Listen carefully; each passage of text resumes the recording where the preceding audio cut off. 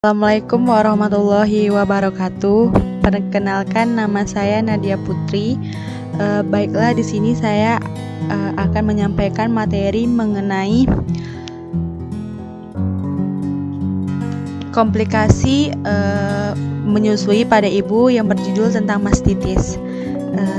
Di sini mastitis adalah peradangan pada jaringan payudara. Mastitis merupakan kondisi yang sering terjadi pada ibu menyusui dan bisa mengganggu proses pemberian nutrisi kepada bayi. Mastitis biasanya menyerang ibu menyusui pada trimester awal, tapi bisa juga terjadi saat proses menyusui sudah berjalan lama. Mastitis bisa membuat ibu mengalami kesulitan memberikan ASI karena payudara yang terasa sakit. Di sini bisa kita lihat gambar payudara yang mengalami mastitis, di mana di sini ada pembengkakan yang berwarna merah.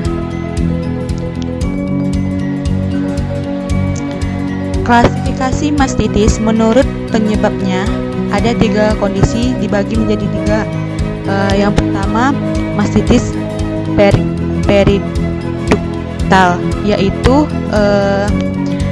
dia muncul pada wanita usia menjelang menopause. Penyebab utamanya tidak jelas diketahui. Keadaan ini dikenal sebutan mamariduk ekstasia, yang berarti peleburan saluran karena adanya penyumbatan pada saluran payudara. Yang kedua, ada namanya mastitis laktasional. Mastitis laktasional ini banyak dialami oleh wanita hamil atau menyusui. Penyebab utama mastitis laktasional ini kuman yang menginfeksi payudara ibu yang ditransmisi ke puting ibu melalui kontak langsung. Yang ketiga, ada namanya mastitis abses. Ini paling banyak dijumpai. Penyebabnya bisa dari kuman, Staphylococcus, jamur, kuman TBC, dan juga sifilis. Infeksi kuman TBC memerlukan penanganan yang ekstra intensif dan drag neck yang adekuat. Bila penanganannya tidak tuntas, bisa menyebabkan pengangkatan payudara.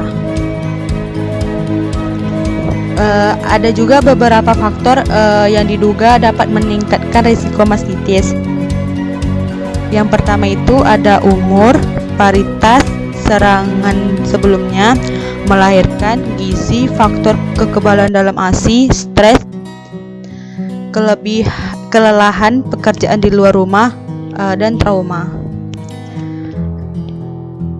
Ada juga tanda-tanda gejala mastitis. Yang pertama itu, tanda dan gejala mastitis ini biasanya berupa payudara yang terbendung, membesar, membengkak, keras, dan kadang terasa nyeri. Yang kedua, payudara dapat terlihat merah, mengkilat, dan puting teregang menjadi rata. ASI tidak mengalir dengan mudah dan bayi sulit mengenyut untuk mengisap ASI sampai pembengkakan berkurang.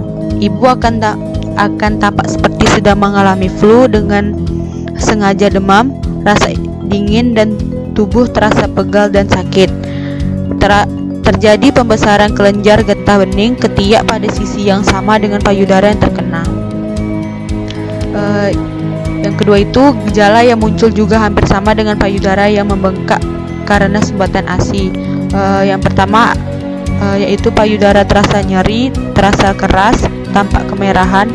Permukaan kulit dari payudara yang terkena infeksi juga tampak seperti pecah dan badan terasa demam seperti hendak flu bila terkena sumbatan tanpa infeksi. Biasanya di badan tidak terasa nyeri dan tidak demam. Pada payudara juga tidak teraba bagian keras dan nyeri serta merah.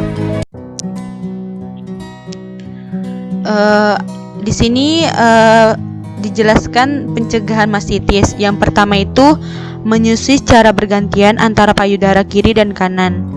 Yang kedua, untuk mencegah pembengkakan dan penyumbatan saluran, kosongkan payudara dengan cara memompanya.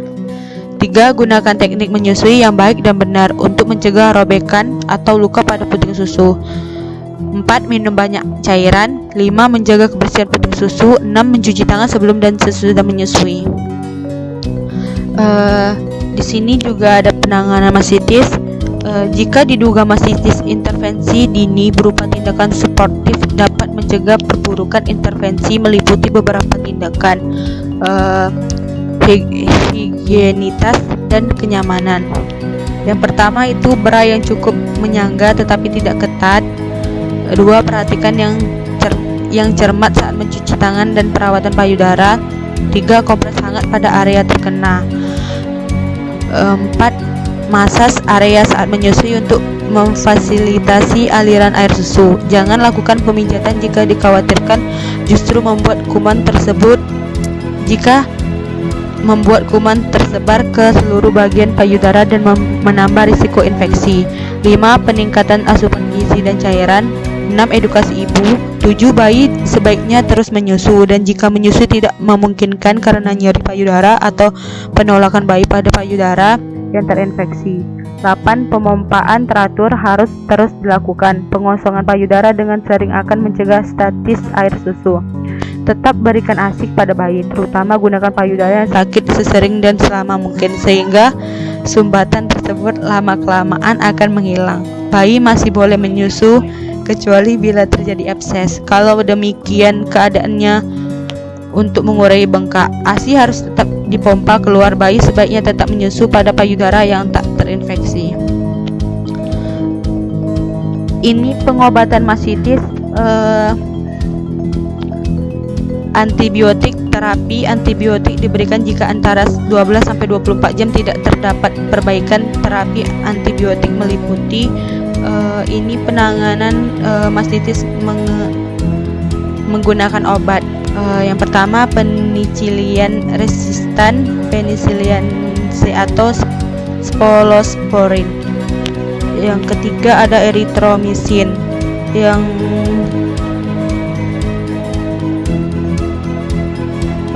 Ini juga ada terapi awal yang paling umum adalah dikloxacillin. Dapat dilihat di sini begitu banyak pengobatan mastitis menggunakan obat. Nah, di video selanjutnya saya akan menunjukkan atau mempraktekkan tentang manajemen dari mastitis.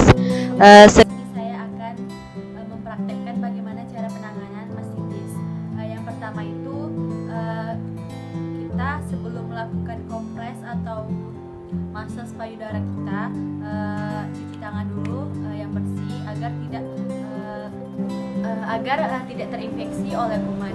Yang pertama itu kompres payudara. Di sini saya sudah ada payudara medianya. Kompres menggunakan air hangat.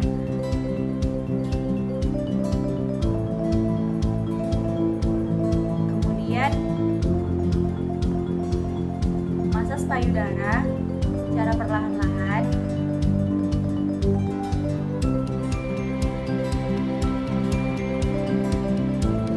Sebaiknya tetap menyusui bayi, tetapi kosongkan dulu ASI-nya menggunakan pompa. Di sini saya sudah ada medianya, yaitu pompa ASI. Pertama itu dekatkan payudara dengan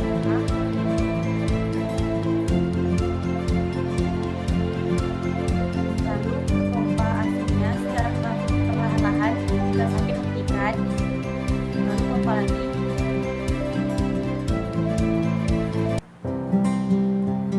Baiklah,